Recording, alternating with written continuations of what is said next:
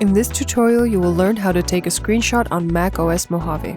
But before we start, take a moment to subscribe to our channel and make sure to press the bell button to be the first to know about our new videos. Apple has added a new tool for taking screenshots in macOS Mojave. Hitting Command-Shift-3 will take a screenshot of your entire screen. Press Command-Shift-4 and drag across your screen to take a screenshot of your selection, or hit Space to select an app window to take a screenshot of. After you take a screenshot, the image screenshot will appear in the bottom right corner of your screen. Clicking on it will open it in the Preview app, where you can mark up the image and select to save, remove, or share it. Right-clicking on the image will open a menu of useful commands.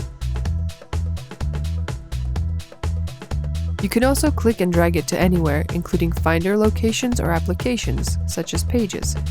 Doing nothing will also save your image to your desktop. There is also a new screenshot toolbar.